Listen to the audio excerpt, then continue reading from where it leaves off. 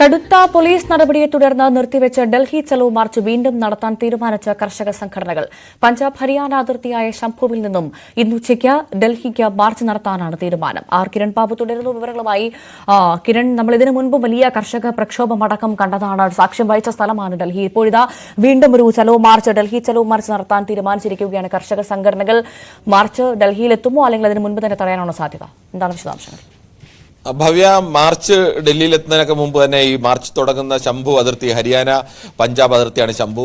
ഹരിയാന പഞ്ചാബ് അതിർത്തിയിൽ ഇപ്പോൾ ഏകദേശം രാജ്യാതിർത്തിക്ക് സമാനമായ രീതിയിലേക്കാണ് റോഡുകളൊക്കെ തടഞ്ഞിരിക്കുന്നത്. റോഡ് വലിയ കോൺക്രീറ്റ് സ്ലാബുകൾ കൊണ്ട് അല്ലെങ്കിൽ കോൺക്രീറ്റ് ഗഡ്ജറുകൾ കൊണ്ട് റോഡിൽ നിരത്തി, അതിന് പിന്നിൽ പോലീസുകാർ നിരന്ന്, അതിന് മുന്നിൽ റോഡിൽ താഴെ കോൺക്രീറ്റിൽ വലിയ ആണിയടിച്ച് ട്രാക്ടറുകളോ അല്ലെങ്കിൽ വാഹനങ്ങളോ ആളുകളോ ഒന്നും കടന്നു മുന്നോട്ട് വരരുത്, വലിയ ആണിയടിച്ച് വെച്ചിരിക്കുന്ന ഒരു ബോർഡർ, അതിന് മുന്നിൽ മുള്ളുകമ്പി നിരത്തിയ ബോർഡർ, അതിനുശേഷം സാധാരണ ഇരുമ്പ് കൊണ്ടുള്ള ബാരിക്കേഡുകൾ, അങ്ങനെ പല ലെയറായി തിരിച്ച് ഒരു കാരണവശാലും അകത്തേക്ക് കടത്തിവിടില്ല എന്നുള്ള രീതിയിൽ തന്നെയാണ് അവിടെ പോലീസ് സന്നാഹം ഒരുക്കിയിട്ടുള്ളത്. ഹരിയാന സർക്കാരും ആ തരത്തിലേക്ക് തന്നെ ആ നിലപാടാണ് സ്വീകരിച്ചിരിക്കുന്നത്. പക്ഷേ കർഷകർ കഴിഞ്ഞ ദിവസവും മാർച്ച് നടത്താൻ തീരുമാനിച്ചിരുന്നതാണ്.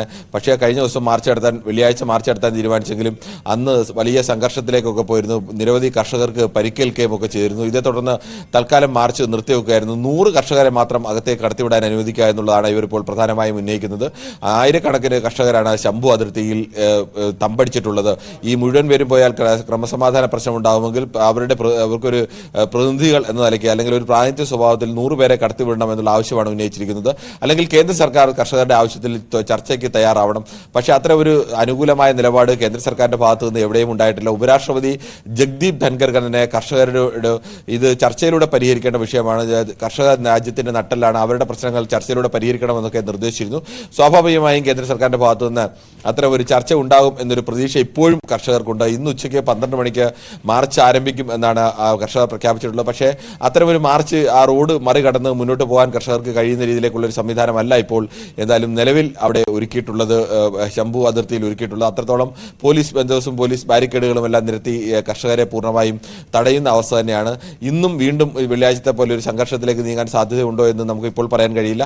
അത്തരം ഒരു സംഘർഷ സാധ്യത എന്തായാലും അവിടെ നിലനിൽപ്പുണ്ട്. പക്ഷേ ഇപ്പോഴും കർഷകർ, ഇന്ന് രാവിലെയും കർഷക നേതാക്കളൊക്കെ പ്രതികരിച്ചത് കേന്ദ്രം ചർച്ചയ്ക്ക് തയ്യാറാവണം എന്നുള്ള ആവശ്യമാണ്. ചർച്ചയ്ക്ക് തയ്യാറാണ് എന്നൊരു സന്ദേശം നൽകിയാൽ സ്വാഭാവികമായും കർഷകർ ഈ ഡൽഹി ചലോ മാർച്ച് ചിലപ്പോൾ ഉപേക്ഷിക്കാൻ തയ്യാറായേക്കും. അത്തരത്തിലേക്കുള്ള ചില അനൌദ്യോഗിക നീക്കങ്ങളും എന്തായാലും കർഷകരുമായി ബന്ധപ്പെട്ടും കേന്ദ്ര സർക്കാരുമായി ബന്ധപ്പെട്ടൊക്കെ നടക്കുന്നുണ്ട്. പക്ഷേ ഈ അനുകൂലമായ ഒരു പ്രതികരണം, കർഷകർക്ക് അനുകൂലമായ ചർച്ച നടത്താമോ, അങ്ങനെ അനുകൂലമായ ഒരു പ്രതികരണം കേന്ദ്ര സർക്കാരിന്റെയോ BJP നേതൃത്വത്തിന്റെ ഭാഗത്തു നിന്ന് ഇതുവരെ ഉണ്ടായിട്ടില്ല. കർഷകർ പ്രധാനമായും മുൻകാലങ്ങളിൽ നടത്തിയ സമരത്തിന്റെ അതേ ആവശ്യങ്ങൾ തന്നെയാണ് ഇപ്പോഴും ഉന്നയിക്കുന്നത്. മിനിമം താങ്ങുവില, കാർഷിക വിളകൾക്ക് മിനിമം താങ്ങുവിലയിൽ നിയമപരമായി ഉറപ്പ് നൽകുക, അതോടൊപ്പം തന്നെ ഏറ്റെടുക്കുന്ന കാർഷിക ഭൂമിക്ക് മെച്ചപ്പെട്ട നഷ്ടപരിഹാരം നൽകുക, ഏറ്റെടുത്ത് വികസിപ്പിക്കുന്ന കാർഷിക ഭൂമിയിൽ 10% കർഷകർക്ക് 10% അവകാശം കർഷകർക്ക് മടക്കി നൽകുക.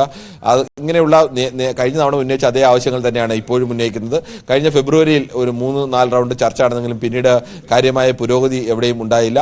അത് കർഷകർ വീണ്ടും ചൂണ്ടിക്കാണിക്കുന്നുണ്ട്. എന്തായാലും അതിർത്തിയിൽ അങ്ങനെ ഹരിയാന പഞ്ചാബ് അതിർത്തിയിൽ അത്തരമൊരു സംഘർഷാവസ്ഥ ഇപ്പോൾ നിലനിൽപ്പുണ്ട്. ഇതിന്റെ ഭാവി എന്താവും എന്നുള്ളത് മണിക്കൂറുകൾക്കുള്ളിൽ അല്ലെങ്കിൽ ഏതാനും മിനിറ്റുകൾക്കുള്ളിലൊക്കെ ചിലപ്പോൾ അറിയാൻ കഴിഞ്ഞേക്കും. തീർച്ചയായും കിരൺ ബാബുവാണ് വിവരങ്ങൾ നൽകിയത്.